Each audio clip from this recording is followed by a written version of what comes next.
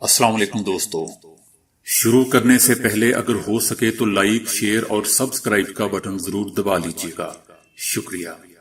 دنیا بھر کی خبروں میں آج آپ سنیں گے کہ وزیر اعظم مودی نے لاک ڈاؤن میں 3 مئی توسیع کا تو اعلان کیا مگر معاشی پلان، ریلیف یا حکومتی اقدامات کے حوالے سے کوئی بات نہیں کی۔ اسپین کے بعد اٹلی میں بھی لاک ڈاؤن نرم کر دیا گیا، چھوٹی دکانوں کو کھولنے کی اجازت دے دی گئی۔ صدر ٹرمپ اور 6 ریاستی گورنرز آمنے سامنے، نیو یارک سمیت 6 ریاستی گورنرز نے مشترکہ کورونا کونسل بنا لی۔ IMF نے اپنے 25 رکن ممالک کے قرضوں کی ادائیگی میں ریلیف کا اعلان کر دیا۔ عالمی ادارہ صحت نے کہا ہے کہ صدر ٹرمپ تعاون کرنے والے انسان ہیں، امید ہے وہ فنڈنگ نہیں روکیں گے۔ امریکی میڈیا بھی کورونا کی افسوسناک صورتحال کے دوران بھارت میں مسلمانوں پر ڈھائے جانے والے مظالم پر بول اٹھا۔ صدر ٹرمپ نے 1 مئی سے امریکہ میں لاک ڈاؤن ختم کرنے کا اعلان کر دیا۔ روس نے کہا ہے کہ اوپیک پلس معاہدہ نہ ہوتا تو تیل کی قیمت $10 تک ہو جانا تھی۔ سعودی عرب کی اسرائیل سے تعلقات استوار کرنے کی کوششیں، کون سا طریقہ استعمال کیا گیا، جانیے۔ تو آئیے چلتے ہیں اب خبروں کی ڈیٹیل کی طرف۔ ادھر بھارتی وزیر اعظم نے کہا ہے کہ کورونا کی روک تھام کے لیے لاک ڈاؤن میں توسیع ضروری ہے۔ حکومت عوام کی پریشانی کو دیکھتے ہوئے 20 اپریل کے بعد لاک ڈاؤن میں نرمی کرے گی۔ ان کا کہنا تھا کہ کورونا بہت تیزی سے پھیل رہا ہے، 1 ہفتہ بہت زیادہ اہم ہے، اگر عوام گھروں پر نہ رہے تو صورتحال گمبھیر ہو جائے گی۔ 20 اپریل تک شہری لاک ڈاؤن پر سختی سے عمل کریں گے تو ہم 21 سے نرمی کر دیں گے۔ نریندر مودی نے لاک ڈاؤن میں توسیع کا تو اعلان کیا مگر معاشی پلان، ریلیف یا حکومتی اقدامات کے حوالے سے کوئی بات نہیں کی، جس پر انہیں اپوزیشن جماعتوں کی جانب سے شدید تنقید کا نشانہ بنایا جا رہا ہے۔ بھارتی وزیر اعظم کا مزید کہنا تھا کہ ہم کسانوں، یومیہ اجرت کمانے والوں کے لیے اقدامات کر رہے ہیں تاکہ وہ لاک ڈاؤن کے دوران کم سے کم پریشانی کا سامنا کریں۔ وزیر اعظم مودی نے ملک میں 24 مارچ سے جاری لاک ڈاؤن میں 3 مئی تک کی توسیع کا اعلان کیا ہے، جس پر کانگریس نے کہا ہے کہ کورونا کے پھیلاؤ سے نپٹنے کے لیے باتیں تو بہت کی گئی لیکن اس سے لڑنے کے لیے روڈ میپ کیا ہے۔ ملک 7 نکات پر روڈ میپ چاہتا ہے، جس میں یہ بھی شامل ہو کہ فصلوں کی کٹائی کے لیے تیار کاشتکاروں کے لیے کیا انتظامات کیے گئے ہیں۔ ہجرت کر چکے ہزاروں مزدور روزی روٹی کے لیے پریشان ہیں، ماسک کی زبردست کمی ہے، ٹیسٹنگ کم کی جا رہی ہے۔ ملک مزید 20 دنوں کا لاک ڈاؤن کیا مانے گا؟ عوام کو ان کی ذمہ داریاں یاد دلانا نہیں ہے بلکہ حکومت کو اپنی ذمہ داری کا بھی احساس کرنا ہے۔ ادھر اسپین کے بعد اٹلی میں بھی لاک ڈاؤن نرم کر دیا گیا ہے۔ اسپین نے 13 اپریل کو لاک ڈاؤن کو نرم کرتے ہوئے لاکھوں ملازمین و مزدوروں کو کام پر جانے کی اجازت دی تھی۔ 40 لاکھ مزدور و ملازمین تقریباً 5 ہفتوں کے بعد کام پر گئے اور ساتھ ہی حکومت نے وہاں پر محدود پیمانے پر پبلک ٹرانسپورٹ کو بھی کھول دیا۔ اٹلی کی حکومت نے بھی ہلاکتیں جاری رہنے کے باوجود لاک ڈاؤن کو نرم کرتے ہوئے چھوٹی دکانوں کو کھولنے کی اجازت دے دی ہے۔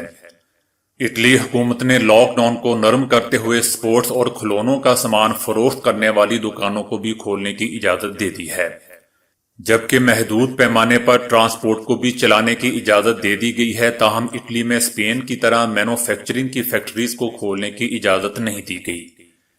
اسپین اور اٹلی کی طرح دیگر چند یورپی ممالک نے بھی لاک ڈاؤن کو نرم کرتے ہوئے مزید کاروباری شعبوں کو کھول دیا ہے۔ دوستو، زندگی آہستہ آہستہ لوٹ رہی ہے۔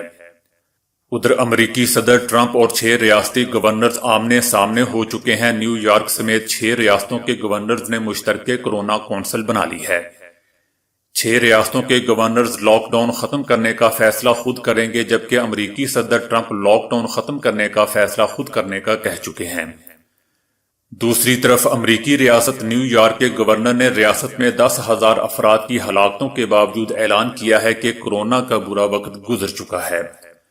گورنر نے کہا کہ میرا خیال ہے کہ اب ہم معمول کی زندگی کی جانب اپنا سفر شروع کر سکتے ہیں۔ انہوں نے کہا کہ میں ہمسایہ ریاستوں کے گورنرز کے ساتھ رابطہ کر کے معاشی سرگرمیاں دوبارہ شروع کرنے کے پلان پر تبادلہ خیال کروں گا۔ انہوں نے کہا کہ یہ ایک نازک توازن ہے۔ نیو یارک میں 7,000 افراد کورونا کی نظر ہو چکے ہیں۔ یہ اس طرح نہیں ہوگا کہ ہم بٹن دبائیں اور ہر کوئی گھروں سے باہر آ جائے، گاڑی میں بیٹھے، ہاتھ ہلائے اور ایک دوسرے سے گلے ملے اور معیشت چل پڑے۔ اس پر احتیاط سے عمل کریں گے، آہستہ آہستہ عمل کریں گے اور ذہانت کے ساتھ عمل کریں گے۔ انہوں نے کہا کہ نیو یارک کی بند معیشت کو کھولنا ایک سوراخ کو کھولنے کی طرح ہے۔ دوستو، ان گورنرز کی مشترکہ کونسل پر صدر ٹرمپ نے کہا تھا کہ بعض آئینی حدود کے باوجود انہیں اختیارات حاصل ہیں۔ صدر ٹرمپ نے میڈیا بریفنگ کے دوران کہا تھا کہ ان کی انتظامیہ ملکی معیشت کو دوبارہ کھولنے کا منصوبہ بنا رہی ہے۔ انہوں نے کہا کہ وہ ریاستوں کے گورنرز کے ساتھ مل کر کام کریں گے، لیکن معیشت کو دوبارہ کھولنے کے متعلق حتمی فیصلہ بہرحال میں ہی کروں گا۔ صدر ٹرمپ نے زور دے کر کہا کہ گورنرز کی مشترکہ کونسل میری منظوری کے بغیر کچھ نہیں کر سکتی، فیصلہ کرنا میرے اختیار میں ہے اور یہ گورنرز بھی یہ بات جانتے ہیں۔ ادھر IMF نے اپنے 25 رکن ممالک کو قرضوں کی ادائیگی میں ریلیف کا اعلان کیا ہے تاکہ وہ اپنے محدود مالی وسائل کو کورونا سے لڑنے کے لیے استعمال کر سکیں۔ رکن ممالک کے لیے یہ فیصلہ اپنے آفات کو روکنے کے ریلیف ٹرسٹ کے تحت کیا ہے۔ IMF کا کہنا ہے کہ یہ رقم عالمی مالیاتی فنڈ کے پروگرام سے وابستہ ان غریب رکن ممالک کو آنے والے 6 ماہ کے لیے دی جائے گی تاکہ وہ IMF سے لیے قرضوں کی ذمہ داری پوری کر سکیں اور اپنے وسائل کو موجودہ حالات میں طبی اور دوسرے مقاصد کے لیے استعمال کر سکیں۔ ادھر عالمی ادارہ صحت WHO کا کہنا ہے کہ صرف ایک مؤثر ویکسین ہی دنیا بھر کی کورونا کی منتقلی کو مکمل طور پر روک سکتی ہے۔ عالمی ادارہ صحت ویکسین بنانے کے لیے بھرپور کوشش کر رہا ہے اور اس سلسلے میں 19 ممالک کے سائنسدانوں، معالجوں، فنڈنگ اداروں اور مینوفیکچررز پر مشتمل ایک عالمی ٹیم WHO کے تعاون سے مصروف عمل ہے۔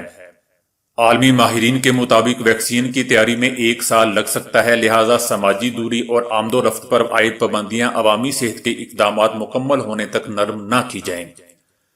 اس کے علاوہ عالمی ادارہ صحت کا کہنا تھا کہ صدر ٹرمپ تعاون کرنے والے انسان ہیں اور امید ہے کہ وہ فنڈنگ نہیں روکیں گے۔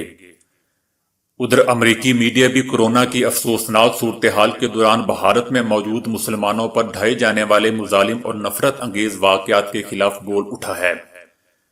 بین الاقوامی شہرت کے حامل امریکی اخبارات لکھتے ہیں کہ اتر پردیش میں مسلمان سبزی فروشوں کو شکایت ہے کہ انتہا پسند لوگوں کو ان سے خریداری نہیں کرنے دیتے، بلکہ وہ افواہ پھیلاتے ہیں کہ مسلمان کورونا پھیلاتے ہیں۔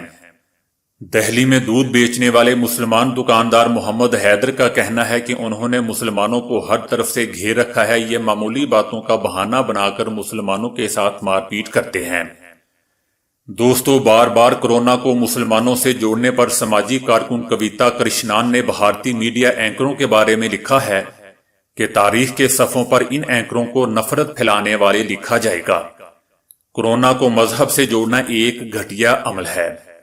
ادھر صدر ٹرمپ نے 1 مئی سے امریکہ میں لاک ڈاؤن ختم کرنے کا اعلان کرتے ہوئے کہا ہے کہ 1 مئی تک حالات بہتر ہو جائیں گے۔ 2.5 گھنٹے تک جاری پریس کانفرنس کرتے ہوئے صدر ٹرمپ کا کہنا تھا کہ وہ ایسا کرنے کا پورا اختیار رکھتے ہیں۔ امریکہ میں کورونا کا زور ٹوٹ رہا ہے اور انہیں امید ہے کہ 1 مئی تک حالات مزید بہتر ہو جائیں گے۔ اس موقع پر انہوں نے میڈیا پر کڑی تنقید کرتے ہوئے ایک ڈاکومنٹری بھی دکھائی جس میں کورونا کے حوالے سے ٹرمپ انتظامیہ کی کارکردگی کے بارے میں میڈیا پر چلنے والی خبروں کو جھوٹ اور بے بنیاد ثابت کیا گیا تھا۔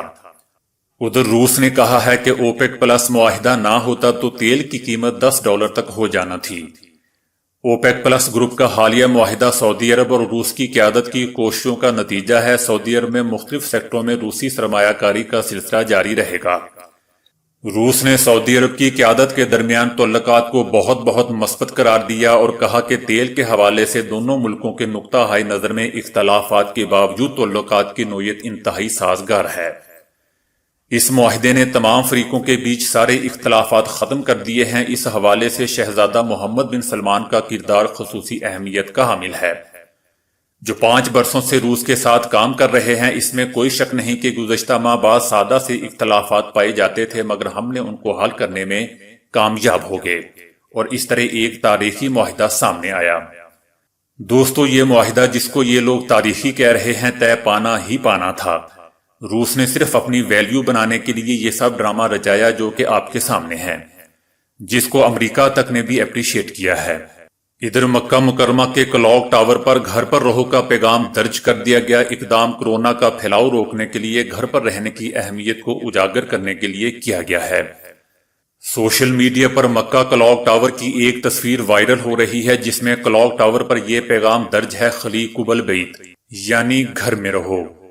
اس سے قبل کلاک ٹاور پر کورونا سے نپٹنے کے لیے حفاظتی تدابیر سے متعلق پیغام بھی دیا گیا تھا۔ یہ کلاک ٹاور مسجد الحرام کے سامنے ہے اور دنیا کے بلند ترین ٹاورز میں سے ایک ہے۔ اس کے بلائی حصے میں دنیا کی سب سے بڑی گڑی نصب ہے۔